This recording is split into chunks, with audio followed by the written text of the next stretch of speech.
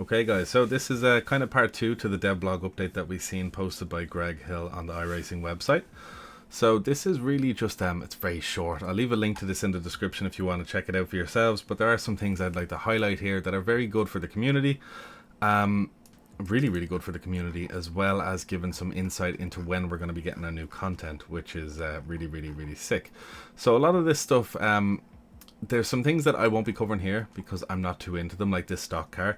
Looks incredible. It looks like a souped up Civic or something like that, but I'm not going to get into that. I don't know much about stock car racing, so I'm not going to get into that.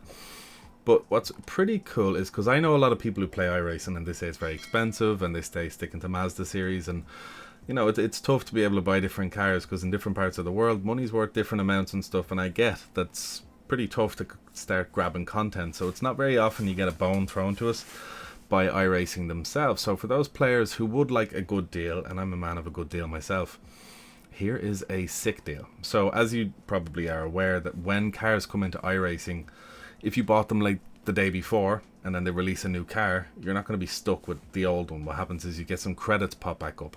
And if you haven't noticed this before, and you've seen credits in a weird amount, let's say, you know, 50% of the cost of a car, 75% of the cost of a car sitting in your wallet, more than likely that's what happened. I believe it happened with me and I think it was the 2020 AMG GT3 car. I'm not sure. It happened with me a few times on a few different cars, but very rarely do you get the chance to have the car that's being pushed away is actually still going to be in service. So this car here will be replacing, obviously, the BMW M4 GT4 F82 model. So that's the one that is currently in the GT4 Fixed series. That's the one that's in the Michelin Pilot series at the moment. And that's the one that's also in the, I believe it's C-Class multi-class racing with LMP3.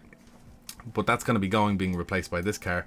But this car here is going to be replacing the Mustang in the, let me see, yes, there we go. Found it after longer than 3 seconds.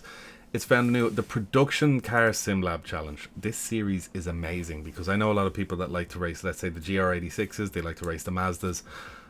The Production Sim Lab Challenge is deadly. It'll change names in the future maybe, but in general the Production Car Challenge is stunning. It's a 25-minute race. I believe it's 25 minutes or 30 minutes. Should be 30.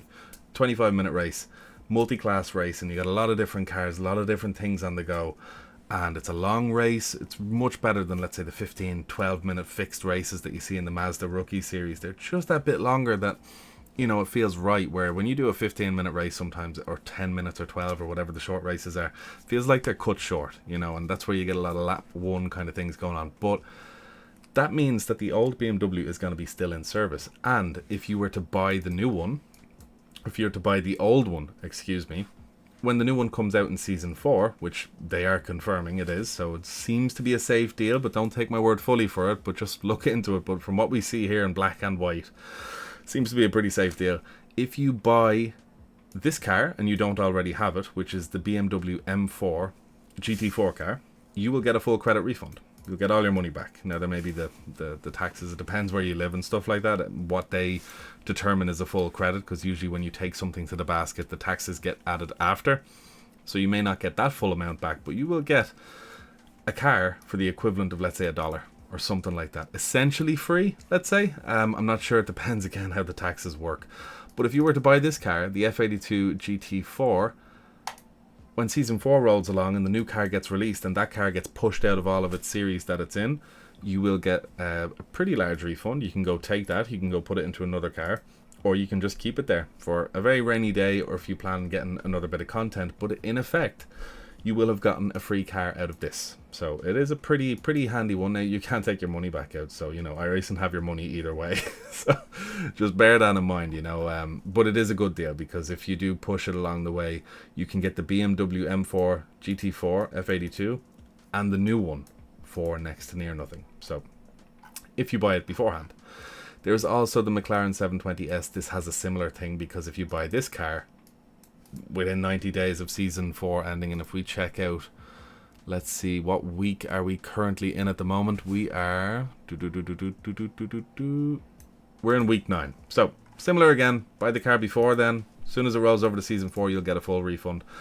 Again, probably excluding taxes, but that means you can have this car and this car for essentially almost Zippo. So that's something handy to take into notice, because I have a few friends that they want to get into iRacing, but the cost of it is just, and I get like a lot of people, if you're watching this and you want to get into iRacing, the cost is a problem.